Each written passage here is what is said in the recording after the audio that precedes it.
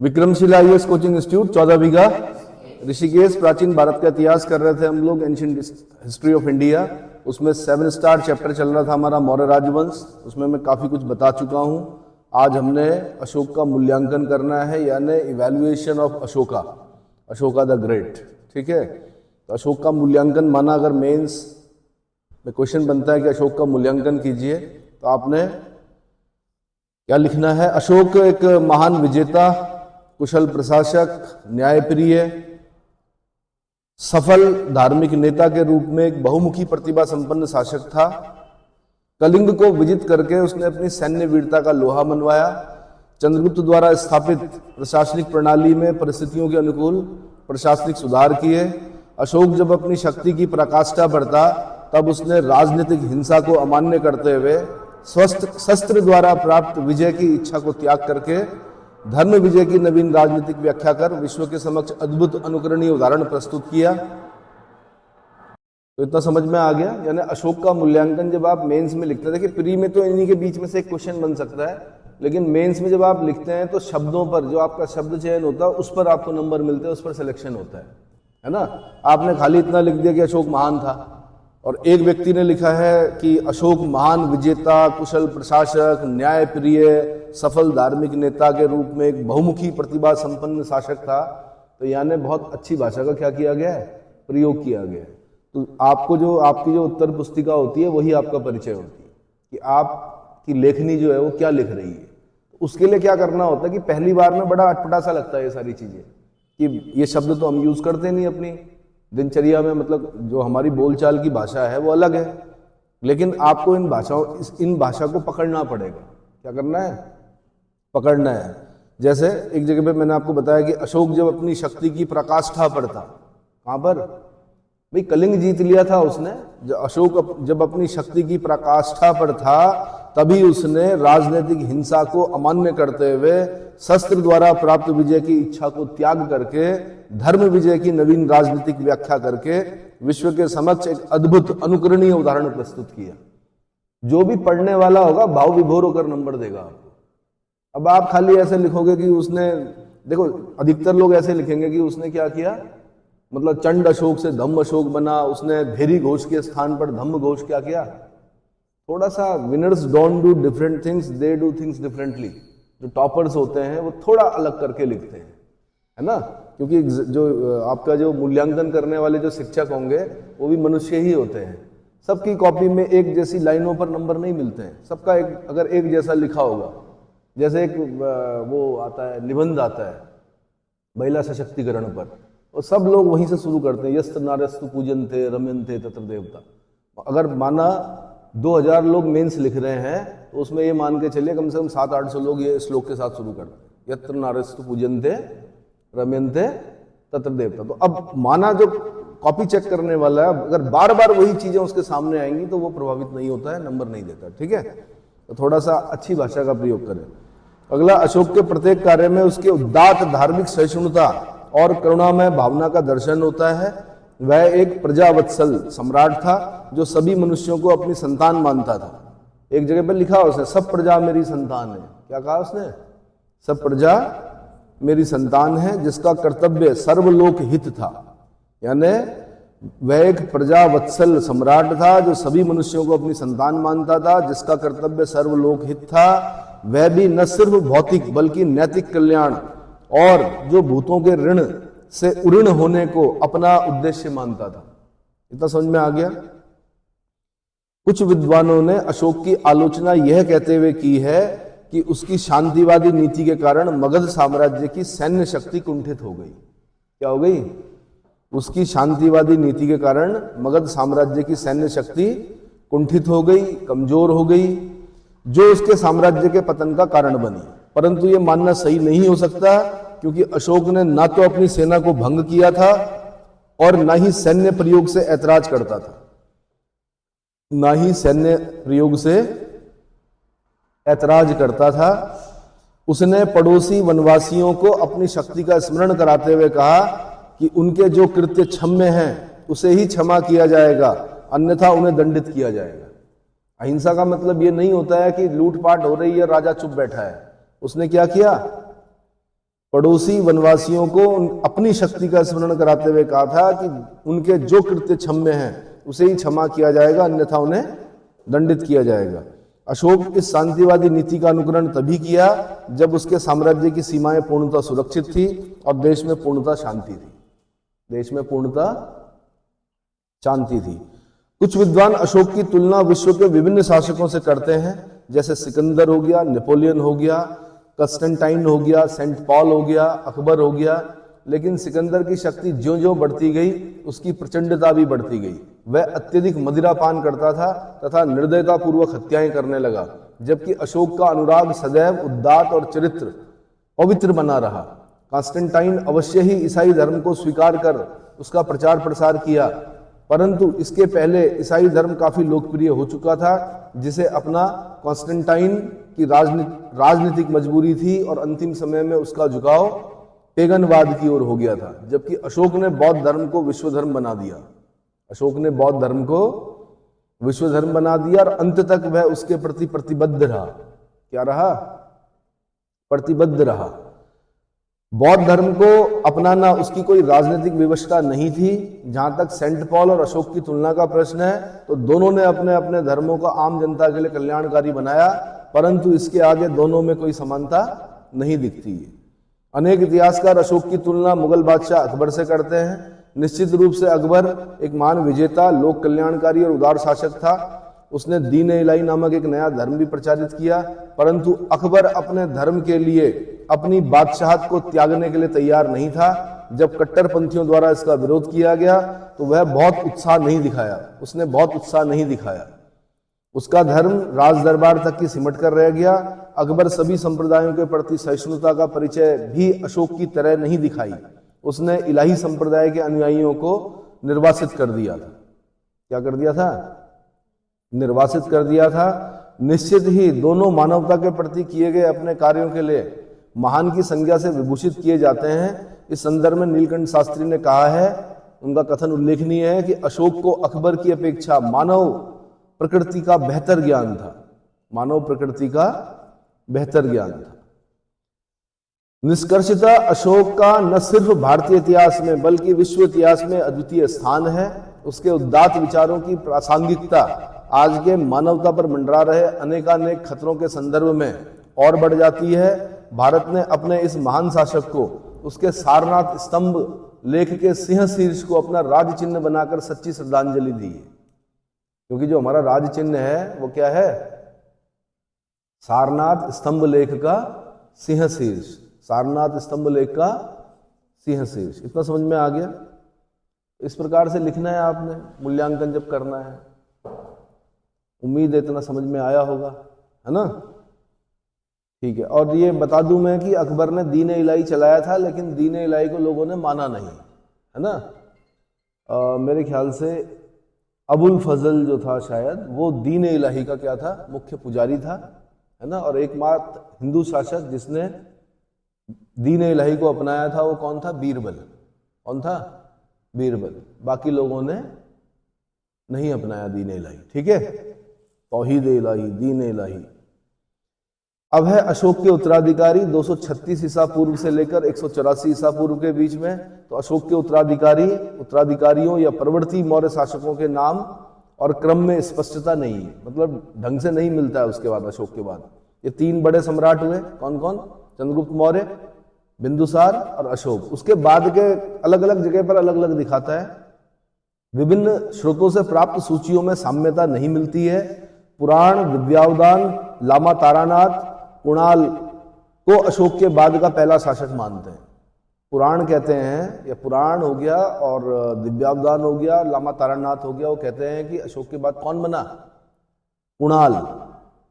कुणाल अशोक के बाद पहला शासक बना कि परंतु पुराणों में बृहद्रथ को अंतिम मौर्य शासक कहा गया है। वहीं दिव्यावदान संभवतः भूलवश पुष्यमित्र को अंतिम मौर्य शासक मानता है, जबकि पुष्यमित्र तो अलग था। शुंग वंश की स्थापना की थी इसने अंतिम मौर्य सम्राट बृहद्रथ की हत्या की थी सेना निरीक्षण के समय में, है ना?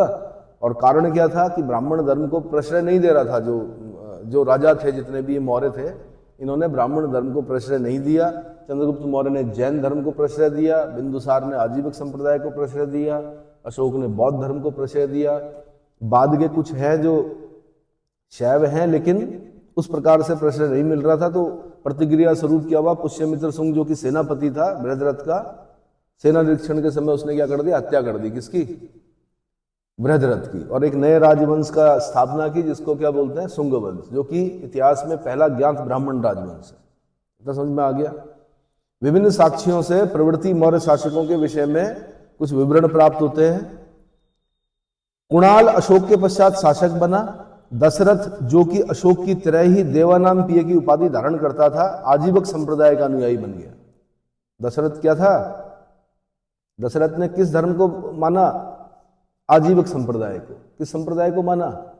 आजीवक। मक्खली पुत्र घोषाल जिसके संस्थापक थे आजीवक संप्रदाय के, है ना, मक्खली पुत्र घोषाल, ये महावीर स्वामी जो जैन धर्म के 24वें तीर्थंकर हैं, उनके साथी और शिष्य थे। ठीक है, बाद में छोड़कर चले गए। इन्होंने अपना एक क्या चलाया, पंथ चलाया जिसको बोलते हैं आजीवक संप्रदाय, जो कि भाग्यवादी है। क्या है? भाग्य से ही सब कुछ होता है। इससे भाग्य से ही सब होता है, कर्म से भी होता है भाई। भाग्य से ही दरोगा निकल जाएगा? 300 क्वेश्चन हो जाएंगे 3 घंटे में अगर कर्म नहीं करोगे तो। 75 क्वेश्चन हो जाएंगे आपके मैथमेटिक्स के। क्यों नहीं हो रहे हैं? क्यों नहीं बच्चे उस स्कोर को क्यों प्राप्त नहीं कर पा रहे हैं? कई लोग क्योंकि 3 महीने पहले से तैयारी शुरू कर रहे हैं। कितने? 3 महीने में नहीं होता सिलेक्शन। या तो आपका मैथमेटिक्स पहले से बहुत अच्छा हो, 10th लेवल तक का अगर आपका मैथमेटिक्स बहुत अच्छा है तो ही आप उस पेपर को निकाल सकते थे, है ना। और उसके बाद भी बहुत प्रैक्टिस चाहिए होती है, शॉर्टकट्स लगाने होते हैं, है ना। हिंदी तो ठीक है, हिंदी हो गया, जीएस हो गया, और रीजनिंग भी आसानी होती है, लेकिन मैथमेटिक्स टाइम लेती है। और उस टाइम को करने के लिए क्या? शॉर्टकट्स और बहुत ज्यादा प्रैक्टिस। ठीक, चलो जी। तो कुणाल जो था वो अशोक के पश्चात शासक बना। दशरथ जो अशोक की तरह ही देवानाम, यहां से क्वेश्चन बना एक बार कि कौन सा उत्तराधिकारी है अशोक का जो देवानाम पिय की उपाधि धारण करता है? आंसर दशरथ। कौन? दशरथ के पश्चात उसका पुत्र संप्रति बना। ये जैन धर्म को संरक्षित किया इसने। संप्रति ने किसको किया? संप्रति के पश्चात सालिसूक राजा हुआ, जिसे गार्गी संहिता में धार्मिक रूप से अधार्मिक, धूर्त और झगड़ालू शासक कहा गया है। गार्गी संहिता यवनों के आक्रमण के बारे में भी मिलता है इसमें। और गार्गी संहिता में बताया गया है कि जो सालिशूक था, संप्रति के बाद जो राजा बना, वो कैसा था? अधार्मिक था, धूर्त था और झगड़ालू शासक था, जिसने यज्ञों के अनुष्ठान को रोकने का प्रयास किया था। पोलिबियस, इसे ही सुभगसेन कहता है। एक विद्वान है उस समय का यूनानी, पोलिबियस, उसने सुभगसेन किसको कहा है? सालिसूक को। सालिसूक को क्या कहा है? सुभगसेन। ठीक है। इसी समय यवन नरेश अंत्योक तृतीय ने आक्रमण करके उससे उपहार प्राप्त किया था।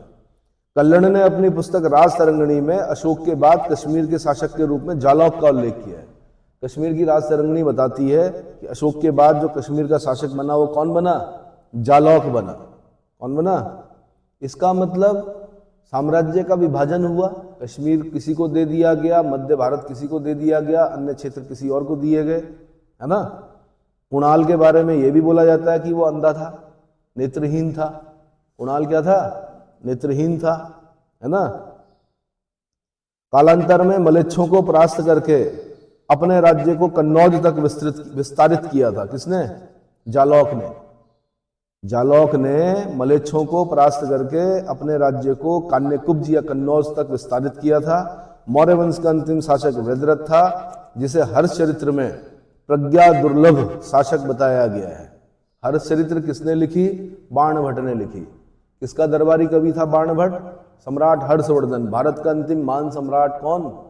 सम्राट हर्षवर्धन शिलादित्य, जो कि किस नाम से गद्दी पर बैठा था? उपाधि के साथ, शिलादित्य की उपाधि के साथ गद्दी पर बैठा था। बड़ा ही विद्वान था, विजेता तो था ही, साथ में क्या था?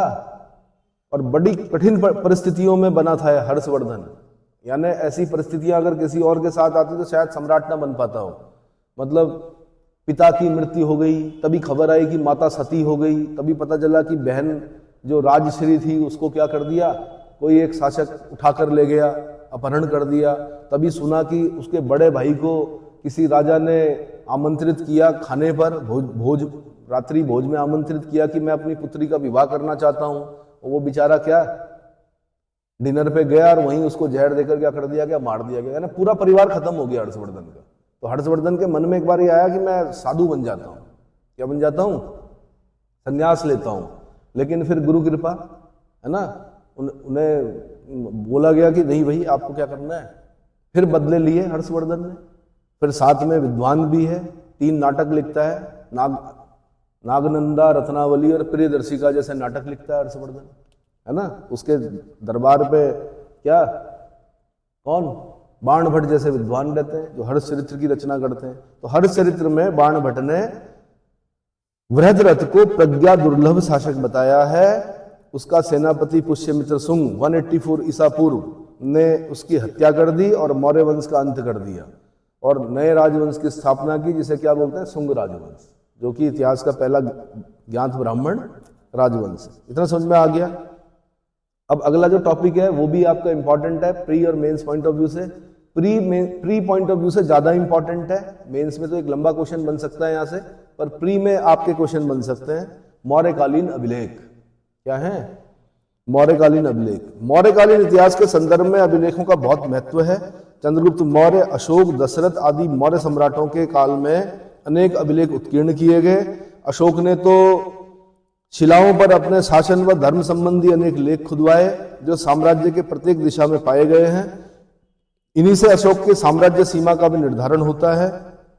अशोक के इतिहास निर्माण के संदर्भ में ये उपयोगी हैं। Doctor D.R. भंडारकर एक ऐसे इतिहासकार हैं, D.R. भंडारकर, जिन्होंने सिर्फ अभिलेखों के आधार पर ही अशोक का इतिहास लिख डाला। ये यूपीएससी का क्वेश्चन रहा है कभी। ऐसे कौन से इतिहासकार हैं जिन्होंने सिर्फ अभिलेखों के आधार पर अशोक का इतिहास लिखा? Answer doctor D.R. Bhandarkar, doctor D.R. Bhandarkar. अब मैं आपको बता रहा हूं सबसे पहले चंद्रगुप्त मौर्य के अभिलेख। किसके? तो चंद्रगुप्त मौर्य के अभिलेख कौन कौन से हैं? तो पहला अभिलेख है महास्थान अभिलेख। कौन सा? महास्थान अभिलेख। ये बांग्लादेश के बोगरा जिले में एक जगह पड़ती है महास्थान, जिसको पुंड्र नगर भी बोलते थे कभी, पुंड्र नगर, ठीक है। वहां से एक पाषाण खंड पर यह अंकित अभिलेख मिला है। इसमें एक राजकीय अन्नागार का उल्लेख किया गया है, जिससे आपातकाल में जनता को अन्न वितरण किया जाता था। आपातकाल में जनता को अन्न वितरण किया जाता था। इतना समझ में आ गया। एक पूरी मशीनरी होती है, कोई भी जो साम्राज्य होता है उसकी एक मशीनरी काम कर रही होती है। जैसे अगर वर्तमान में आप मेरे से पूछें कि भाई ये जो खाद्य सुरक्षा बिल है, इतने लोगों को क्या क्या अनाज दिया जा रहा है, 2 रुपए किलो, 3 रुपए किलो, ये कहाँ से आ रहा है? जब आप क्या बोलते हैं, किसान से अगर खेत पर जाएंगे आप गेहूं लेने, तो क्या रेट मिलता है आपको गेहूं? क्या 2 रुपए किलो, 3 रुपए किलो मिलता है? तो सरकार कैसे दे रही है आपको? और पीडीएस क्या है, पब्लिक डिस्ट्रीब्यूशन सिस्टम क्या है, और उस पर कौन लोग लगे हैं? तो प्रशासनिक, जब आप प्रशासनिक अधिकारी बन जाएंगे तो आपको पब्लिक डिस्ट्रीब्यूशन सिस्टम के बारे में पता चलेगा। और इसीलिए public distribution system is a part of UPSC paper. UPSC का जो पेपर होता है उसमें पब्लिक डिस्ट्रीब्यूशन सिस्टम आपको क्या करना पड़ता है? पढ़ना पड़ता है। अब क्या मशीनरी है, हमारे पास कितना अनाज है? तो एफसीआई के गोदाम भरे पड़े हैं हमारे देश में अनाज से। सुना है आपने? नहीं सुना? अरे 2-3 साल तक चिंता करने की जरूरत नहीं है। भगवान ना करे अगर अकाल पड़ गया, भगवान ना करे कहीं कोई ऐसा आक्रमण हो गया टिड्डियों का कि सारी फसल बर्बाद हो गई देश की, है ना, या भगवान ना करे कोई ऐसा मौसमी परिवर्तन आ गया, तो 2-3 साल तक हम सरवाइव कर सकते हैं। क्या कर सकते हैं? समझ में आ रहा है? तो सरकार क्या करती है? ज्यादा दामों पर खरीदती है किसानों से, और उसको क्या करती है फिर कम दामों पर राशन कार्ड जो होल्डर्स होते हैं, बीपीएल वाले जो होते हैं, उनको क्या करती है? बांटती। उस गेहूं का रेट 2 रुपए किलो नहीं है भाई, उस गेहूं का रेट ज्यादा है। किसान की बहुत मेहनत लगती है गेहूं उगाने में, ठीक है, लेकिन खाद्य सुरक्षा दी गई है किसके द्वारा? सरकार के द्वारा। तो ऐसे ही उस जमाने में, चंद्रगुप्त मौर्य के जमाने में, महास्थान अभिलेख बताता है कि आपातकाल में जनता को अन्न वितरण किया जाता था एक राजकीय अन्नागार से। कहां से? राजकीय अन्नागार से। इतना समझ में आ गया। अगला अभिलेख है सोहगौरा का ताम्रपत्र, कॉपर प्लेट इंस्क्रिप्शन बोलते हैं इसको, ताम्रपत्र को। सोहगौरा का ताम्रपत्र, यह प्रथम ताम्र अभिलेख है जो उत्तर प्रदेश के गोरखपुर जिले के सोहगौरा नामक स्थान पर मिला है। इसकी लिपि प्रारंभिक मौर्यकालीन ब्राह्मी है और इस पर एक अन्नागार का चित्र उत्कीर्ण है जो अनाज वितरण की व्यवस्था का द्योतक है। गोरखपुर, अजय सिंह बिष्ट जी, कौन, योगी आदित्यनाथ जी की, जहां पर उनका नाथ संप्रदाय का क्या, जहां के वो महामंडलेश्वर है ना, उसी के जगह, उसी के आसपास एक जगह पड़ती, कौन सी, सोहगौरा, कौन सी, वहां पर एक कॉपर प्लेट इंस्क्रिप्शन मिला है, ताम्रपत्र मिला है, जिस पर क्या अन्नागार का चित्र उत्कीर्ण है, जिससे यह पता चलता है कि अनाज वितरण की व्यवस्था का द्योतक है ये। प्राचीन भारतीय अभिलेखों में महास्थान अभिलेख, जो कि बांग्लादेश, बोगरा जिला बांग्लादेश से मिला है, और सोहगौरा ताम्रपत्र ऐसे प्राचीनतम शाही आदेश हैं जो संकट काल में खाद्यान्न उपयोग हेतु जारी किए गए। तो जब आपके पास पीडीएस लिखने के लिए आएगा ना, यूपीएससी में अगर हमारा क्वेश्चन आ गया पब्लिक डिस्ट्रीब्यूशन सिस्टम, तो आप यहां से शुरू कर सकते हैं कि भारत एक ऐसा देश है, विश्व का एकमात्र ऐसा देश है जहां बिफोर क्राइस्ट में भी अनाज वितरण की प्रणाली क्या थी, चालू थी। समझ में आया? जिसका प्रमाण कहां से मिलता है, महास्थान अभिलेख से मिलता है, जो बांग्लादेश के बोगरा जिले से प्राप्त हुआ है, और जो सोहगौरा ताम्रपत्र अभिलेख से मिलता है। तो प्राचीनतम शाही आदेश, प्राचीनतम शाही आदेश है ये। आईएएस वालों ने 98 में 1998 में पूछ लिया ये वाला क्वेश्चन। इतना समझ में आ गया? फिर मैं बता रहा हूं आपको अशोक के अभिलेख। तो सबसे पहले 1950 में टिफेंथलर ने दिल्ली मेरठ अभिलेख खोजा था। अभी आप पढ़ेंगे दिल्ली टोपरा, दिल्ली मेरठ, है ना। तो दिल्ली मेरठ अभिलेख किसने खोजा? आंसर टिफेंथलर ने खोजा। कब खोजा? 1750 में खोजा। अशोक के अभी जो वर्तमान में 40 से अधिक अभिलेख प्राप्त हो चुके हैं। इन अभिलेखों को पढ़ने में सर्वप्रथम जेम्स प्रिंसेप को 1837 में सफलता मिली थी। बताओ, इस देश के अभिलेखों को एक अंग्रेज पढ़ रहा है, जेम्स प्रिंसेप। कौन पढ़ रहा है? यानी हमने क्या किया? हमने इग्नोर किया उन चीजों को। एक पत्थर था, उस पर बहुत बड़ी शिला थी, कुछ लिखा हुआ था, लेकिन हमने ये जानने का प्रयास नहीं किया कि भाई लिखा हुआ क्या है इस पर। किसने किया? सबसे पहले अशोक के अभिलेखों को पढ़ने का जो श्रेय दिया जाता है वो किसको दिया जाता है? जेम्स प्रिंसेप को दिया जाता है। और ऐसा क्यों है? जेम्स प्रिंसेप ने क्यों पढ़ा? क्योंकि उनके अंदर क्यूरियोसिटी होती है, भाई क्या है ये। उनके देश में नहीं है इतने प्राचीन अभिलेख, है ना। अमेरिका जैसा महाशक्ति जो है वो इसी चीज के लिए रोता है कि उसके पास कोई संस्कृति ही नहीं है। क्या नहीं है? और वो जो फॉरेनर हमारे यहाँ घूमने आ रहे हैं वो यही देखने तो आ रहे हैं कि भाई क्या क्या है ये। यानी बिफोर क्राइस्ट में हमारे यहाँ इंडस वैली सिविलाइजेशन भी है क्या? यानी सिंधु घाटी सभ्यता है ना, नगरों में रहते थे हम लोग उस जमाने में भी। फिर आर्य संस्कृति आई, वो कबीलाई थी। फिर द्वितीय नगरीकरण हुआ, मगध, है ना। मगध का उत्कर्ष जो है वो द्वितीय नगरीकरण, यानी नगरों में हम पहले से रह रहे थे। जब वो अंधकार में जीवन जी रहे थे, जब जंगली थे वो लोग, तब विश्वगुरु था भारत। समझ में आया भाई? ये हो गया कि आक्रांताओं से ग्रसित रहे हम लोग, हम पर सबने आक्रमण किए, हमने किसी पर नहीं किए। अगर मैं चोलों को छोड़ दूं, चोल साम्राज्य को, तो उन्होंने भी श्रीलंका वगैरह अगल बगल के छोटे छोटे जो देश हैं उन पर, क्योंकि अपनी नौसेना, अपनी बड़ी सशक्त नौसेना के माध्यम से क्या किया? आक्रमण किए। लेकिन हमने कभी ऐसा नहीं सुना होगा कि भारत ने किसी पर आक्रमण किया, हम पर आक्रमण हुए। और कमाल की बात यह है कि जिन्होंने आक्रमण किए वो अंदर आए लेकिन बाहर जाते हुए नहीं दिखे, वो यहीं बस गए। क्या हो गए? अलेक्जेंडर वापस गया, वो बेबीलोन में मर गया, मेसोपोटामिया इराक में, लेकिन उसके जितने भी क्षत्रप थे, जितने भी सैनिक थे, वो यहीं रह गए। नहीं आए समझ में? कुषाण आए, वो यहीं रह गए। कुई स्वांग, कुषाण जिनको बोलते हैं, है ना। और जिस क्षेत्र में आप रह रहे हो, श्यामपुर वीरभद्र वाला क्षेत्र, ये कुषाणों का क्षेत्र रहा है कभी। यहाँ से कई जगह से कुछ जब खुदाई में मिलते हैं, जब बुनियाद खोदते हैं, तो कुछ चीजें ऐसी मिलती हैं जो कुषाण कालीन सत्ता का परिचय देती हैं कि ये क्षेत्र किसके अधीन था? कुषाणों के अधीन था। समझ में आ गया? तो जेम्स प्रिंसेप ने 1837 में सफलता प्राप्त की भाई इन अभिलेखों को पढ़ने में। प्रिंसेप ने देवानाम पिये की पहचान सिंघल के राजा तिस्य से कर डाली। लेकिन उसने कहा श्रीलंका का राजा है तिस्य, क्योंकि जो श्रीलंका का राजा था तिस्य, जब महेंद्र संघमित्रा गए वहां पर बौद्ध धर्म की बोधि वृक्ष की एक शाखा लेकर और उसने बौद्ध धर्म को अपनाया, साथ में उसने अशोक के अनुकरण पर देवानाम्पिय की उपाधि धारण की उसने भी। अब जेम्स रिसेप ने सोचा कि ये जो उपाधि है किसकी है, तिस्य की है, और ये सारे अभिलेख किसके हैं, तब तक उतने ज्यादा नहीं मिले थे। मैंने कहा वो तो शुक्र है कि मास्की, गुर्जरा, नेतुर, उड़ेगोलम में अशोक के सद्बुद्धि मिली और उसने अशोक नाम लिखवा दिया, वरना हम आज भी यही पढ़ रहे होते कि श्रीलंका के राजा तिस्य का साम्राज्य यहाँ तक था। तो मास्की, गुर्जरा, नेतुर और उड़ेगोलम। बाद में तथ्य प्रकट हुआ कि सिंहली अनुश्रुतियों में यह अशोक के लिए प्रयुक्त हुआ है। 1915 ईस्वी में मास्की लेख में भी अशोक नाम पढ़ लिया गया। सभी अभिलेखों की भाषा प्राकृत है और लिपि जो है ब्राह्मी है। भाषा क्या है? प्राकृत। लिपि क्या है? ब्राह्मी। सबसे प्राचीन लिपि कौन सी है भाई? ब्राह्मी लिपि है। सबसे प्राचीन लिपि इस धरती पर जो है वो कौन सी है? ब्राह्मी। परंतु कुछ अभिलेख जो हैं वो, कतिपय अभिलेख जो हैं वो खरोष्टी, अरेमाइक और यूनानी लिपियों में भी उत्कीर्ण है। तो खरोष्टी लिपि में जो अभिलेख मिले हैं वो कहां से मिले हैं? साबाजगढ़ी और मानसेरा से। साबाजगढ़ी, मानसेरा से। अरेमाइक लिपि में कहां मिले हैं? तक्षशिला और लगमान से जो प्राप्त हुए अभिलेख वो किसमें है? अरेमाइक लिपि में है।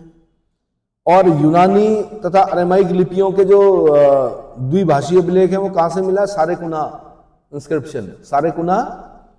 सरेकुना इंस्क्रिप्शन, कांधार, ये द्विभाषी है। जहां पर जो लोग जो जिस भाषा को बोलेंगे वहां पर उसी भाषा में तो अभिलेख खुदवाए जाएंगे। हर जगह प्राकृत में थोड़े खुदवाए जाएंगे, है ना? इतना समझ में आ गया? तो यूनानी और अरेमाइक लिपियों वाला जो इंस्क्रिप्शन है, द्विभाषी अभिलेख है, वो कौन सा है? सरेकुना, कांधार। अशोक के अभिलेखों का विभाजन हम 3 वर्गों में कर सकते हैं। पहला हो गया शिलालेख, जिनको रॉक एडिक्ट्स बोलते हैं। दूसरा हो गया स्तंभ लेख यानी पिलर एडिक्ट्स बोलते हैं। तीसरा हो गया गुहालेख यानी केव इंस्क्रिप्शंस। गुफाएं जो होती हैं, गुहालेख, वो हो गया केव इंस्क्रिप्शंस। तो अशोक के अभिलेख में सबसे पहले शिलालेख हो गए, फिर स्तंभ लेख हो गए, गुहालेख हो गए। शिलालेखों का भी फिर सब डिविजन करेंगे हम। एक बड़े शिलालेख हैं, उनको बृहद शिलालेख बोला जाता है। एक छोटे शिलालेख है, उन्हें लघु शिलालेख बोला जाता है। स्तंभ लेखों में भी 2 तरह के स्तंभ हैं, एक बृहद स्तंभ लेख है और एक लघु स्तंभ लेख है। इतना समझ में आ गया? अब शिलालेख, रॉक एडिक्ट्स, ये उन स्थानों पर उत्कीर्ण कराए गए थे जहां पर्वत विद्यमान थे। पर्वतों की शिलाओं को समतल करके उन पर लेख उत्कीर्ण है। शिलालेख 2 वर्गों में वर्गीकृत किए गए हैं। नंबर 1 बृहद शिलालेख और नंबर 2 लघु शिलालेख। अब बृहद शिलालेख, मेजर रॉक एडिक्ट्स जो हैं वो कितने हैं? तो 8 अलग अलग स्थानों से प्राप्त हुए हैं, जो मेजर वाले हैं। कितने? 8 अलग अलग स्थानों से 14 लेखों का समूह उत्कीर्ण है। 14 लेख मिले हैं टोटल। कितने? लेकिन मिले कितनी जगहों से? कहीं से एक, कहीं पर 2 मिले हैं, कहीं पर 1 ही मिला है, कहीं पर 2 मिले हैं, कहीं पर 3 मिले हैं। तो 14 लेख के समूह उत्कीर्ण है। इन पर 14 लेख होने के कारण इन्हें चतुर्दश शिलालेख की संज्ञा भी दी जाती है। 8 शिलालेखों के स्थान बता रहा हूं मैं। पहला है साबाजगढ़ी शिलालेख, साबाजगढ़ी, और साबाजगढ़ी वाला किसमें? खरोष्टी लिपि में है ना। और ये पाकिस्तान के पेशावर का पुराना नाम पुरुषपुर है। पाकिस्तान के पेशावर जिले से मिला है। 1836 में जनरल कोर्ट ने इसका पता लगाया। जनरल कोर्ट ने इसका पता लगाया। साबाजगढ़ी शिलालेख का ये पाकिस्तान के पेशावर जिले में है। अगला हो गया मानसेहरा शिलालेख, ये भी पाकिस्तान के हजारा जिले, ये भी पाकिस्तान में और हजारा जिले में है। लेकिन ऊपर वाला किसमें? पेशावर। ये किसमें है? मानसेहरा किसमें है? हजारा जिले में है। इसको जनरल कनिंघम ने खोजा था। किसने? तीसरा हो गया कालसी शिलालेख, ये उत्तराखंड के देहरादून में जो जगह पड़ती कालसी, वहां से मिला है। और इसको 1860 में डॉक्टर फॉरेस्ट ने खोजा। किसने? डॉक्टर फॉरेस्ट ने खोजा। अगला हो गया गिरनार शिलालेख, ये गुजरात प्रांत के काठियावाड़ में जूनागढ़ के समीप गिरनार की पहाड़ियों से मिला है। गिरनार लेख सबसे सुरक्षित अवस्था में है। इस पर ज्यादा हाथ नहीं लगाए लोगों ने। बाकी में तो लिपि मिट गई, हाथ लगा के वो चिकना, बिल्कुल पत्थर ऐसा लगता है जैसे मार्बल को नहीं घिसते हम, उतना चिकना कर दिया लोगों ने, लिपि भी मिट गई। लेकिन सबसे सुरक्षित अवस्था में जो अभिलेख मिला है वो गिरनार शिलालेख है। 1822 में इसकी खोज कर्नल टॉड ने की थी। कर्नल, नाम सुना है इनका? राजपूतों का इतिहास लिखा है कर्नल टॉड ने। जिन्होंने राणा सांगा को सैनिकों का भग्नावशेष कहा है। 80 घाव थे राणा सांगा के शरीर पर, कितने? उसके बाद भी लड़े खानवा का युद्ध अकबर के इसके साथ, बाबर के साथ। तो राजपूतों का इतिहास लिखने वाले व्यक्ति कौन है? Colonel Tod. तो कर्नल टॉड ने कौन से अभिलेख की खोज की? गिरनार शिलालेख की खोज की। यहीं से रुद्रदामन और समुद्रगुप्त के लेख भी मिले हैं। रुद्रदामन का जूनागढ़ अभिलेख और एक समुद्रगुप्त का अभिलेख भी मिला है। यहां से, कहां से? गिरनार। यानी गिरनार एक ऐसी जगह है जहां से अशोक का अभिलेख भी मिला है? शक शासक रुद्रदामन का भी अभिलेख मिला है। शकों की कार्दमक शाखा का था रुद्रदामन। शकों की यानी शक शासक रुद्रदामन का भी अभिलेख मिला है और समुद्रगुप्त का भी अभिलेख मिला है। किसका? समुद्रगुप्त का। एक तो प्रयाग प्रशस्ति है, जो आपका इलाहाबाद प्रयागराज जहां कुंभ लगा हुआ है, जहां 1.5 करोड़ लोग पहले दिन स्नान कर लेते हैं, वहां पर मिला है। और जो रुद्रदामन है, शक शासक रुद्रदामन, इसके अभिलेख की विशेषता यह है कि वो संस्कृत में है। कमाल की बात है कि इस देश में एक शक शासक यानी विदेशी शासक यहाँ की देव भाषा में अभिलेख खुदवा रहा है, और ये पहला अभिलेख है जो संस्कृत भाषा में मिला। संस्कृत भाषा में उत्कीर्ण कराया गया पहला अभिलेख कौन सा है? रुद्रदामन का जूनागढ़ अभिलेख। और ये वही अभिलेख है जिसमें चंद्रगुप्त मौर्य और अशोक के नाम एक साथ मिलते हैं। क्यों मिलते हैं? क्योंकि वो लिखता है कि चंद्रगुप्त मौर्य के समय में सौराष्ट्र प्रांत के राज्यपाल पुष्यगुप्त वैश्य ने सुदर्शन झील का निर्माण कराया। अशोक के समय में उसके सौराष्ट्र प्रांत के यवन जातीय राज्यपाल तुषाश्म ने इस पर क्या कराया? मरम्मत करवाई, नहर निकलवाई। फिर शक शासक रुद्रदामन बोलता है फिर मैंने भी इस पे कुछ काम करवाया। और बाद में पता चलता है कि जब हम एनाडोमिनी में पढ़ रहे होंगे तो स्कंदगुप्त ने भी उस सुदर्शन झील पर क्या किया? काम करवाया। इसका मतलब वो सुदर्शन झील कई 100 सालों तक क्या रही? काम में लाई गई। इतना समझ में आ गया? यानी एक शासक का अच्छा कार्य कई पीढ़ियों तक, कई 100 सालों तक क्या करता रहा? जलापूर्ति करता रहा, चाहे वो सिंचाई हो या चाहे क्या पेयजल हो। इतना समझ में आ गया? शासक को कैसे कार्य करने चाहिए? ऐसे ही कार्य करने चाहिए। दूरदृष्टा होना चाहिए एक शासक को। क्या होना चाहिए? इस प्रकार की योजनाओं पर कार्य करना चाहिए जो कि अगली कई पीढ़ियों तक क्या हो? काम आए, है ना? ये नहीं कि नाली बनाई फिर खुदवाई, फिर नाली बनाई फिर क्या उसको और खुदवाया। समझ में आ रहा है? लंदन शहर की जो नालियां 100 साल पहले बनाई गई थी, आज भी उन्हीं पर वही काम में आती हैं, जबकि वहां की जनसंख्या भी बढ़ी है। और हम लोग बचपन से देख रहे हैं कि क्या नालियां बन रही हैं और फिर हाजी ओवरफ्लो हो रहा है, फिर उसको और गहरा किया जा रहा है, फिर जाली लगाई जा रही है, फिर वो फिर भर जा रही है, फिर उसकी कोई व्यवस्था ही नहीं है। चलो, तो अब कमान आप लोगों के हाथों में भाई, नौजवानों के। अब आरोप प्रत्यारोपों का समय गया कि पुराने लोगों ने ऐसा किया, जितने संसाधन थे उस हिसाब से कर लिया, जितनी बुद्धि थी उस हिसाब से कर लिया। आप लोगों ने क्या करना है? अच्छे कार्य करने, है ना? कमीशन को मीट भात है, कमीशन नहीं खाना है। क्या करना है? लगाना है, ताकि आने वाली पीढ़ियां क्या करें आपको। सुपारा शिलालेख, यह महाराष्ट्र के थाना जिले में एक खंडित शिला पर मिला है। सुपारा कहां मिलता है? महाराष्ट्र में। इस पर 8वें शिलालेख का कुछ भाग उत्कीर्ण है। माना जाता है कि पहले यहां सभी 14 लेख थे। पहले सभी 14 लेख थे। फिर है अगला एर्रागुड्डी शिलालेख। एर्रागुड्डी जो पड़ता है आंध्र प्रदेश के कुर्नूल जिले में पड़ता है। यह वृहत शिलालेख के साथ साथ लघु शिलालेख भी प्राप्त हुआ है यहां से। यही एक शिलालेख है जिसकी लिपि की दिशा दाएं से बाएं है। इस शिलालेख की खोज 1929 ईस्वी में अणु घोष ने की थी। दाएं से बाएं, जैसे उर्दू लिखी जाती है ना, वैसी है यहां पर लिपि। कैसी? एक बार यूपीएससी ने पूछा, ऐसी लिपि जो दाएं से बाएं लिखी जाए और फिर बाएं से दाएं लिखी जाए, दाएं से बाएं फिर बाएं से दाएं, फिर दाएं से बाएं फिर बाएं से दाएं, ऐसी लिपि को क्या कहते हैं?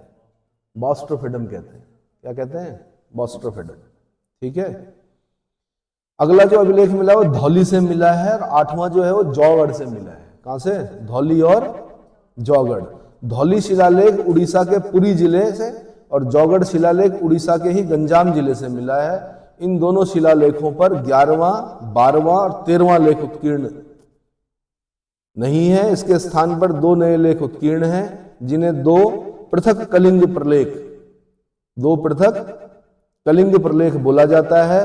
कलिंग शिलालेख यानी 13वां के अतिरिक्त धौली और जौगढ़ शिलालेख ऐसे हैं जिसमें अशोक के युद्ध और हिंसा के कारण जनित उसके अंतर्मन की व्यथा प्रकट होती है। अंतर्मन की, अशोक भी मन की बात करता था, उस समय रेडियो नहीं था, उस समय ऐसे शिलालेखों के माध्यम से उसने अपनी अंतर्मन की व्यथा प्रकट की है शिलालेखों के माध्यम से। तो युद्ध और हिंसा के कारण जनित उसके अंतर्मन की व्यथा प्रकट होती है। इतना समझ में आ गया? तो प्रथम पृथक कलिंग प्रलेख के बारे में बता दूं कि प्रथम पृथक लेख जो है वो कलिंग राज्य के प्रति अशोक की शासन नीति बताई गई है इसमें, और नगर के न्यायाधीशों को निष्पक्षता से न्याय करने को कहा गया है। मनुष्य को अकारण कैद या यातनाएं न दी जाएं। इसे देखने के लिए प्रत्येक 5वें वर्ष धम्म महामात्र भेजे जाएं। धम्म महामात्र प्रत्येक 5वें वर्ष धम्म महामात्र भेजे जाएं, जो उज्जैन और तक्षशिला में प्रत्येक 3रे वर्ष जाएंगे। उज्जैन और तक्षशिला में 3रे वर्ष और कलिंग में प्रत्येक 5वें वर्ष। इसी में अशोक कहता है कि सब प्रजा मेरी संतान है। अब यहां से क्वेश्चन बनता है बार बार कि अशोक ने कहां पर कहा है कि सब प्रजा मेरी संतान है? यानी एक पिता की भांति जो राजा है वो क्या कर रहा है? पिता की भांति अपनी प्रजा की क्या कर रहा है? प्रजा को अपनी संतान मान रहा है। कहां पर मान रहा है? तो आपने जो आंसर देना प्रथम पृथक कलिंग शिलालेख, प्रथम पृथक शिलालेख जिसे कलिंग राज्य से प्राप्त किया गया है कि सब प्रजा मेरी संतान है। जिस तरह मैं अपनी संतान के लिए इहलोक और परलोक के सुख की कामना करता हूं, उसी तरह मैं सभी मनुष्य के लिए भी करता हूं। क्या करता हूं? सभी मनुष्यों के लिए इहलौकिक और पारलौकिक सुख की कामना करता हूं। फिर एक द्वितीय पृथक शिलालेख मिला है। इसमें अशोक ने सीमांत प्रदेशों की अविजित जातियों के प्रति अपनी नीति की घोषणा की है। उसमें कहा गया है कि वे सम्राट से डरे नहीं, उसमें विश्वास रखें और उससे सुख ही प्राप्त करेंगे, दुख नहीं। सम्राट से आप क्या करेंगे? सुख ही प्राप्त करेंगे, दुख नहीं। इस लेख में भी अशोक कहता है कि सभी मनुष्य मेरी संतान है, सभी मनुष्य। तो प्रथम पृथक कलिंग शिलालेख और द्वितीय पृथक कलिंग शिलालेख, ये इंपॉर्टेंट है भाई, ठीक है। इसमें सीमांत प्रदेश मतलब सीमाओं के अंत, जो उसकी सीमाओं से लगे हुए जो अभिजित जातियां रही होंगी वो डरती होंगी अशोक से। उसने कहा डरे नहीं आप मेरे से, क्या ना करें? सम्राट से डरे नहीं, उसमें विश्वास रखें, सुख ही प्राप्त होगा, दुख नहीं, है ना। योगी आदित्यनाथ जी भी बोलते हैं कि भाई डरे नहीं मेरे से। हाँ, अगर आपने देश के विरुद्ध कोई कार्य कर लिया तब आप डरे मेरे से, तब आप रहेंगे नहीं ज्यादा लंबे समय तक। यानी देश विरुद्ध और बालिकाओं के विरुद्ध अगर आपने हिंसा की तब आप सुरक्षित नहीं हो। इस चौराहे में आप कोई कुकृत्य करोगे और अगले चौराहे पर आप लंगड़ाते हुए दिखाई दोगे। ठीक है, न्याय ऐसा ही होना चाहिए मेरे ख्याल से, है ना। ठीक है जी। तो बृहद शिलालेखों के प्रमुख विषय बता दूं मैं कि प्रथम में क्या लिखा हुआ, दूसरे में क्या लिखा हुआ, तीसरे में क्या लिखा हुआ, और 14वें तक बताऊंगा मैं। तो प्रथम लेख जो है, प्रथम शिलालेख जो अशोक का है, वो बोलता है जीव हत्या पर रोक लगाने का उल्लेख किया गया है। जीव हत्या पर रोक लगाने का उल्लेख है। अशोक कहता है कि यह लेख लिख जाने के पश्चात, लिख जाने से पहले मेरी पाकशाला में सहस्त्रों जीवों का वध किया जाता था, पर अब मात्र 3 जीव, 2 मोर और 1 हिरन मारे जाते हैं। 2 मोर और ये, इस पॉइंट को पकड़ा किसने? रोमिला थापर, वामपंथी इतिहासकार है। उन्होंने कहा कैसी अहिंसा, किचन में तो 2 मोर और 1 हिरन कट ही रहे हैं। मोर खाते थे पहले लोग, हिरन तो खाते ही थे। इतने खाए हिरन की गायब ही हो गए। अब दिखते हैं कहीं? कहाँ दिखते हैं? Deer park, Malsi deer park में दिखेंगे शायद, अगर दिखेंगे। दिखते हैं भाई, रात्रि चर जो होंगे उन्हें दिखाई देंगे। मोर हैं, हाँ। तो मोर पाओ क्रिस्टेटस अब हमारा क्या राष्ट्र पक्षी है, उसको मारना क्या है? उसको संरक्षित किया गया, उसको मारना मना है। मोर नहीं मार सकते आप। इवन अगर आप उसके पंखों को भी कलेक्ट कर रहे हैं तो आप पर पूछा जाएगा आपसे कहां से लाए इतने सारे पंख, मोर मारना मना है, राष्ट्रीय पक्षी है क्योंकि हमारा, ठीक है। तो अशोक ने लिखा है कि केवल 3 जीव काटे जाते हैं। अब कौन कौन से? 2 मोर और 1 मृग मारा जाता है। मृग भी प्रतिदिन नहीं मारा जाता। भविष्य में इन तीनों जीवों की भी हत्या नहीं की जाएगी। भविष्य में इतनी जल्दी थोड़े छूटेगा कि बाबा जी ने कुछ कहा और आपने छोड़ दिया। छोड़ सकते हो कुछ दिनों तक, लेकिन मन जो है बड़ा क्या है, चंचल है। एक ना एक दिन कोई आपका मित्र बोलेगा चलो, क्या करते हैं, ठीक है, बाबा जी आपको उपदेश देंगे कि भाई जीव हत्या पाप है, जीव की हत्या मत करो, जीव हत्या करने से ऐसा होता है। तब तक एक मित्र मिलेगा, कोई अपनी विद्वता का परिचय देते हुए बोलेगा कि जीव जीवस्य भोजनम, जीव ही जीव का भोजन है, क्या है, और आप तुरंत उसकी बातों में प्रभावित होकर क्या कर लोगे, फिर शुरू कर लोगे, है ना। दूसरा लेख क्या कहता है? मानव और पशु चिकित्सा का उल्लेख है इसमें। मानव और, कमाल की बात है कि बिफोर क्राइस्ट में इस देश में मनुष्यों के साथ साथ पशुओं की भी चिकित्सा की जा रही थी। क्या की जा रही थी? पशुओं की भी चिकित्सा की जा रही थी। न सिर्फ अपने राज्य में, अपितु दक्षिण के 5 और सीमांत राज्य यानी चोल, पांड्य, सतीयपुत्र, केरलपुत्र, ताम्रपर्णी और यवन राज्यों में भी इसका प्रबंध किया। किसने? अशोक ने। तभी तो बेटे घबरा गए, संतानें क्यों घबराई? पिताजी ने सारा राजकोष खाली कर दिया, क्या करने में? जनहित कार्यों में। तो बेटों को लगा यार जब हम राजा बनेंगे तब हम करेंगे क्या, जब राजकोष खाली मिलेगा तो। नहीं आया समझ में? तो क्या कर दिया, लास्ट अंतिम समय जो अशोक का था वो बताया जाता कि आधे आंवले में आधा आंवला दिया गया उसको, वो भी उसने किसी और को दे दिया। तो कहां खुदवाया? अपने राज्य में तो खुदवाया ही, साथ में चोल, पांड्य, सतीयपुत्र, केरलपुत्र, ताम्रपर्णी और यवन राज्यों में भी इसका प्रबंध किया। तो दूसरे लेख में चोल, चेर, पांड्यों का उल्लेख भी मिलता है, साथ में यवन राज्यों को भी उल्लेख मिल रहा है। जहां औषधियां प्राप्य नहीं थी वहां बाहर से मंगवा कर रखी गई। मनुष्य और पशुओं के लिए वृक्ष लगवाने और कुएं खुदवाने का भी उल्लेख है। छायादार वृक्ष लगाए उसने और क्या किए? कुएं खुदवाए। क्या किए? कुएं खुदवाए। अब है तीसरा लेख। अशोक कहता है कि राज्याभिषेक के 12वें वर्ष मैंने आज्ञा दी कि युक्त राज्य और प्रादेशिक प्रशासकीय कार्यों के अतिरिक्त धर्मोपदेश के लिए भी प्रत्येक 5वें वर्ष दौरे पर जाएंगे। तो युक्त राज्य और प्रादेशिक की नियुक्ति किस अभिलेख में मिलती है? तीसरे शिलालेख में मिलती है। कौन से? तीसरे शिलालेख में मिलती है। इनमें प्रादेशिक सबसे बड़ा है। एक बार यूपी वालों ने पूछा कि जो डेजिग्नेशन है वो बड़ा किसका है, छोटा बड़े से छोटे की तरफ लगाए। तो सबसे बड़ा प्रादेशिक है, प्रदेष्टा जिसको बोलते हैं, जो गवर्नर है एक तरह से। उससे नीचे जो है राज्युक है और उससे नीचे कौन है? युक्त है। इतना समझ में आ गया।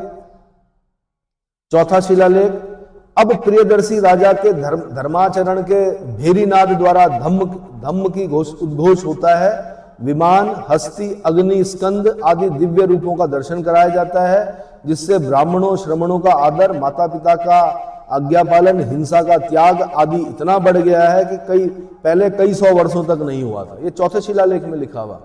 तो क्वेश्चन पूछेगा आपसे, भेरी घोष के स्थान पर धम्म घोष की बात कहां पर करता है अशोक? आंसर चौथे शिलालेख में करता है। भेरी भाई युद्ध के समय में एक बाजा बजाया जाता है बहुत बड़ा, नीचे से पतला टेढ़ा सा होता है, वो ऊपर, सुना है? शिवाजी के उसमें सुना होगा आपने, शिवाजी, छत्रपति शिवाजी महाराज का जब जहां पर भी कोई वो होगा तो वहां पर भेरी बजाई जाती है, होती है। तो अशोक के ये उस जमाने से बजाई जा रही हैं भेरियां, क्योंकि सैनिकों में उत्साह पैदा करने के लिए क्या चाहिए होता है? अरे उसी प्रकार का साउंड चाहिए होता है। गजल थोड़े गाएंगे अगर युद्ध में जा रहे हैं तो। गजल तो किन के लिए है? गजल किन लोगों के लिए होती है? हाँ जी, गजल मनोरंजन के लिए नहीं होती है। गजल में क्या सुनते हैं आप? गजल में कुछ शब्द ऐसे होते हैं जो आपके मस्तिष्क को तार हिला देते हैं और आपको लगता है कि हाँ मेरे लिए ही गाई जा रही है। मेरे पर भी यही बीता है। युवाओं के लिए युवा अवस्था में या जो वृद्धावस्था में आपकी युवावस्था को याद दिलाने के लिए कुछ ऐसे शब्दों का प्रयोग किया जाता है, इस प्रकार से प्रेषित किया जाता है, ऐसा लगता है कि हाँ बिल्कुल सही बात है भाई। एक बस तू ही नहीं मुझसे खफा हो बैठा, मैंने जो संग तलाशा वो खुदा हो बैठा। अरे यार बिल्कुल सही कह रहा है क्या कि मैंने जो भी 7 तलाशा वो सब खुदा बन गए? नहीं आया समझ में? आएगा भी नहीं अभी। तो पांचवा ये चौथा शिलालेख समझ में आ गया कि प्रियदर्शी राजा ने धर्माचरण के भेरीनाद द्वारा धम्म का उद्घोष किया। साथ में बोला कि अब विमान, हस्ती, अग्निस्कंद आदि दिव्य रूपों का दर्शन कराया जाता है, ब्राह्मणों श्रमणों का आदर होता है, माता पिता का आज्ञा पालन होता है, हिंसा का त्याग होता है। ये इतना बढ़ गया कि पहले कई 100 वर्षों से नहीं हो रहा था। कि अशोक लिखता है ऐसा कौन से चौथे शिलालेख में। अब पांचवा शिलालेख जो है वो इस लेख में अशोक कल्याणकारी कार्य जो कठिन होते हैं करने पर बल देता है। इस लेख में उल्लिखित है कि राज्याभिषेक के 13वें वर्ष में उसने धम्म महामात्रों की नियुक्ति की। वो खाली युक्त राज्यों और प्रादेशिकों के भरोसे नहीं था, वो सरकारी कर्मचारी थे। उसने कहा धम्म महामात्रों की नियुक्ति की जाएगी, क्योंकि धर्म के लिए धर्माचार्य ही नियुक्त होने चाहिए। धर्म का कार्य कौन करते हैं? धर्माचार्य लोग करते हैं, है ना। जैसे प्रयागराज में कुंभ हो रहा है, कुंभ का जो व्यवस्था मतलब साफ सफाई और जो भी चीजें व्यवस्था देखेगा वो कौन देखेगा? प्रशासन। लेकिन क्या होगा वहां पर, कौन स्नान करेंगे कौन नहीं करेंगे, वो अखाड़े तय करेंगे। कौन करेंगे? उसमें सरकार हस्तक्षेप नहीं करेगी। और वो जो हजारों लाखों सालों से चला आ रहा है, हजारों सालों से चला आ रहा है जो प्रथा, उसी हिसाब से होगा, है ना।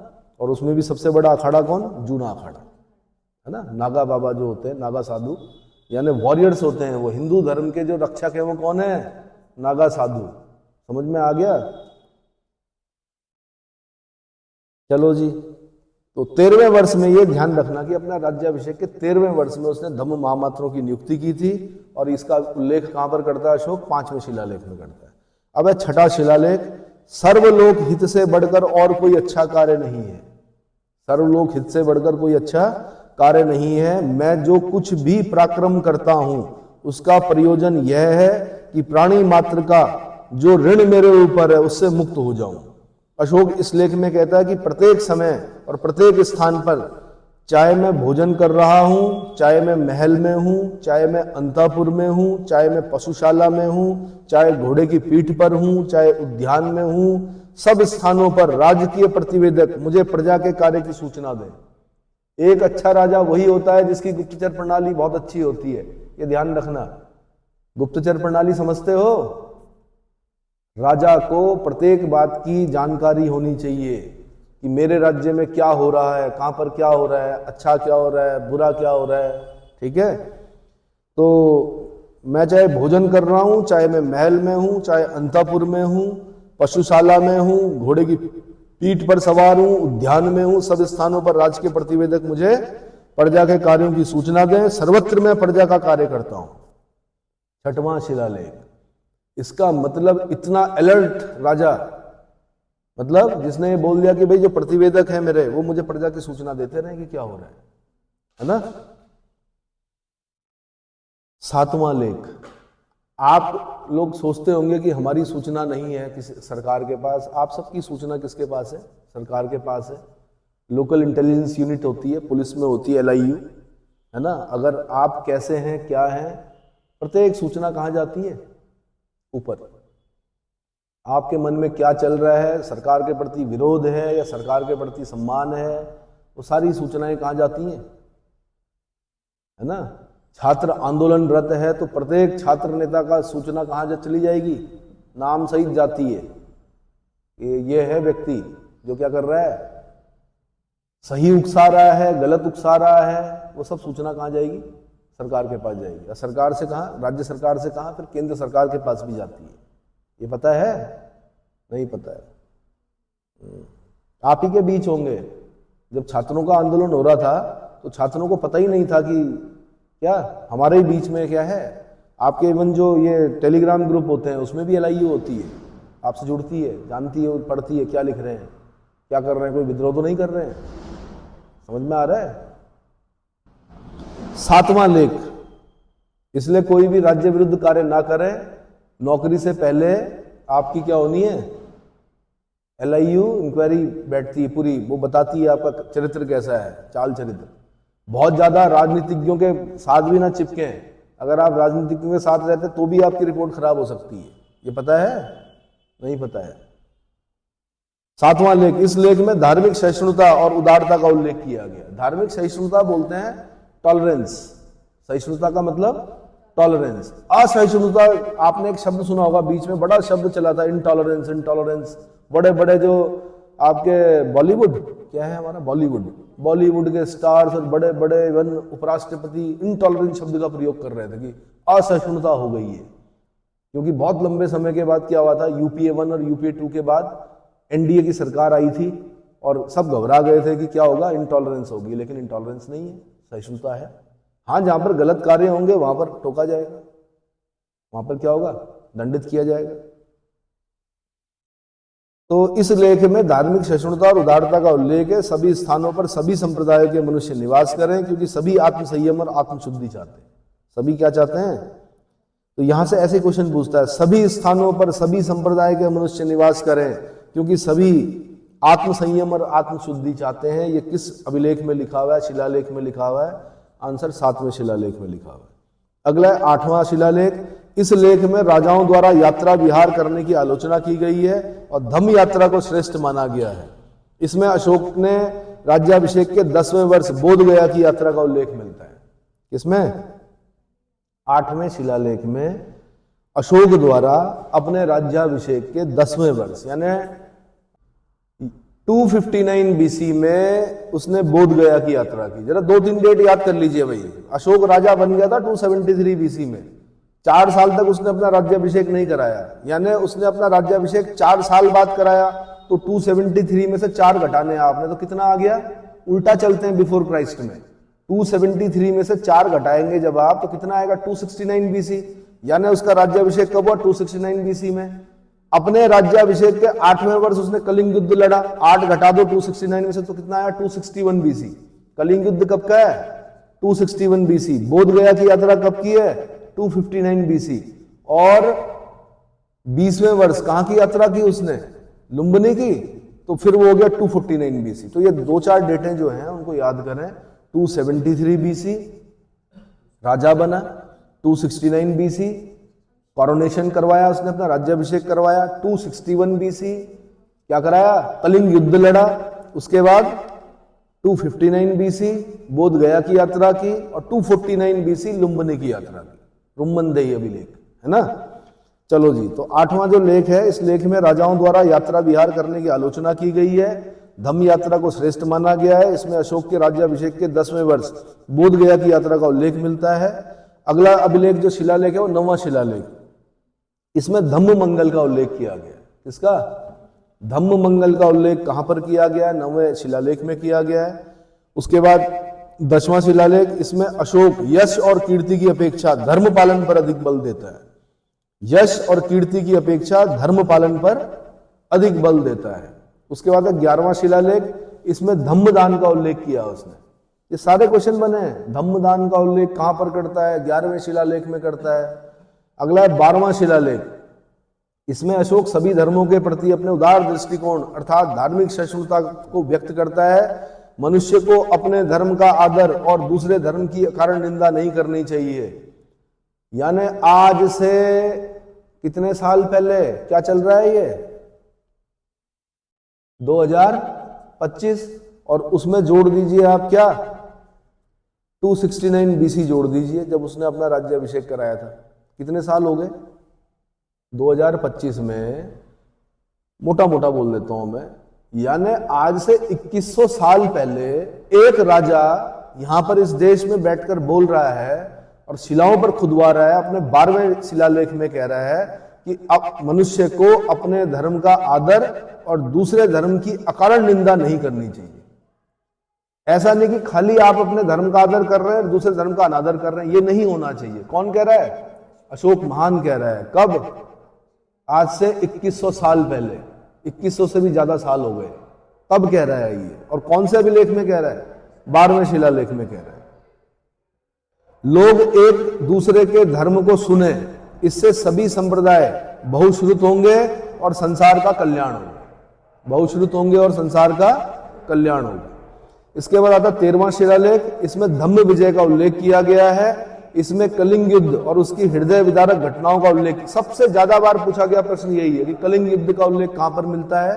आंसर 13वें शिलालेख में मिलता है। कलिंग युद्ध और उसकी हृदय विदारक घटनाओं का उल्लेख कहां पर मिलता है? 13वें शिलालेख में। इन घटनाओं ने अशोक का हृदय परिवर्तित कर दिया। अशोक ने इसी लेख में 5 यवन राजाओं का उल्लेख किया है। ये मैं पहले बता चुका हूं आपको कि 5 यवन राजा कौन कौन थे। वो 5 यवन राजा का मैंने बता दिया आपको कि अंतियोक हो गया यानी एंटियोकस सेकंड जो सीरिया का राजा था, तुर्मै यानी मिस्र का राजा टॉलमी फिलाडेल्फस सेकंड, है ना, और एक था अंतिकिन जो कि मैसिडोनिया का राजा था, एंटीगोनस को अंतिकिन लिखा है, और मग जो सेरिन नरेश मगस था उसके बारे में लिखा है। अलिक सुंदर यानी एरिस नरेश अलेक्जेंडर के बारे में लिखा है। किसने? अशोक ने। कौन से शिलालेख में? 13वें शिलालेख में 5 यवन राजाओं का उल्लेख किया है। वह इसमें अपने राज्य के जंगली यानी आटविक प्रजातियों के प्रति, आटविक प्रजाति बोलते थे जो जंगल में रहते थे, उनके प्रति उदारता का उल्लेख करते हुए उन्हें चेतावनी भी देता है। क्या करता है? हाँ। अगला 14वां शिलालेख। अशोक कहता है 14वें शिलालेख में कि मेरा राज्य अत्यंत विशाल है, इसमें बहुत से लेख लिखवाए गए हैं जो कहीं संक्षेप में और कहीं विस्तार से लिखवाए गए हैं। कुछ बातें मधुरता के कारण बारंबार लिखवाई गई हैं। संभव है कि लिपिकार के भूल से कुछ अपूर्णता भी रह गई हो। ये कहां पर लिखता है ऐसा? अपने 14वें शिलालेख में लिखता है। इतना समझ में आ गया? ठीक है। फिर उसके कुछ लघु शिलालेख हैं। क्या है? लघु शिलालेख है। लघु शिलालेख में क्या है? कहां कहां से मिला ये बता देता हूं मैं आपको। एक अहरोरा से मिला है जो कि मिर्जापुर उत्तर प्रदेश में पड़ता है। मिर्जापुर कालीनों के लिए प्रसिद्ध है। मिर्जापुर उत्तर प्रदेश के अहरोरा से मिला है। एक सासाराम से मिला है बिहार में जिला शाहबाद, सासाराम। यहाँ पे शेरशाह सूरी का मकबरा है, वो ग्रैंड ट्रंक रोड बनाने वाला शेरशाह सूरी, फरीद खान, है ना। अगला बैराट भाबरू राजस्थान, ये जयपुर जो जिला है इसका वो कौन सा? जयपुर जिले में पड़ता है। कौन सा? बैराट यानी भाबरू, है ना, राजस्थान में। उसके बाद गुर्जरा से मिला है। ये दतिया जिला मध्य प्रदेश में पड़ता है। गुर्जरा कहाँ पड़ता है? दतिया जिला मध्य प्रदेश। रूपनाथ से मिला है। रूपनाथ जबलपुर डिस्ट्रिक्ट मध्य प्रदेश। ऐसे ही एक सारोमारो से मिला है। सारोमारो शहडोल डिस्ट्रिक्ट मध्य प्रदेश। एक पनगुडरिया अभिलेख मिला है, लघु शिलालेख मिला है। ये मिला है सीहोर जिला मध्य प्रदेश, है ना। एक ब्रह्मगिरी से मिला है लघु शिलालेख। ब्रह्मगिरी जो है वो चित्तलदुर्ग कर्नाटक से मिला है। एक जटिंग रामेश्वरम से मिला है, ये चित्तलदुर्ग कर्नाटक में है। एक उदयगोलम से मिला है, ये बेलारी डिस्ट्रिक्ट कर्नाटक में है। एक सिद्धपुर से मिला है, ये चित्तलदुर्ग कर्नाटक में है। एक मास्की, ये मास्की पहला अभिलेख है जहां से अशोक नाम मिला था। पहला अभिलेख जो मिला हमें जिसमें अशोक नाम मिला था वो मास्की। ये रायचूर जिला कर्नाटक। रायचूर कृष्णा और तुंगभद्रा के बीच का दोआब, जिसके लिए विजयनगर साम्राज्य और बहमनी साम्राज्य लड़ते रहे अंत तक, क्योंकि बहुत फर्टाइल लैंड थी। कौन? रायचूर दोआब। ये भी क्वेश्चन बनता है। मास्की कहाँ है? रायचूर जिला कर्नाटक में है। गोवीमठ कहाँ है? मैसूर जिला कर्नाटक में है। पालकी गुंडू ये कहाँ है? ये भी मैसूर जिला कर्नाटक में है। नेत्तूर कहाँ है? मैसूर जिला कर्नाटक में है। एर्रागुडी कहाँ है? कुर्नूल जिला आंध्र प्रदेश में है। और राजुल मंडगिरी ये कहाँ पर है? कुर्नूल जिला आंध्र प्रदेश में। इतना समझ में आ गया? तो इन लघु शिलालेखों को पहले आपने याद करना है, कौन कहां से मिला, जिले के साथ याद करना है। इतना समझ में आ गया? तो इन लघु शिलालेख यानी माइनर रॉक एडिक्ट्स जो है इनका डिटेल में अगले लेक्चर में कराऊंगा। फिलहाल पहले आपने ये याद करना है, अहरोरा, सासाराम, भाबरू, गुर्जरा, रूपनाथ, सारोमारो, पनगुडरिया, ब्रह्मगिरी, जटिंग रामेश्वरम, उदयगोलम, सिद्धपुर, मास्की, गोवीमठ, पालकीगुंडू, नेतूर, एर्रागुड्डी और राजुल मंडगिरी, इनका आपने डिस्ट्रिक्ट और प्रदेश याद करना है। ठीक है, चलिए।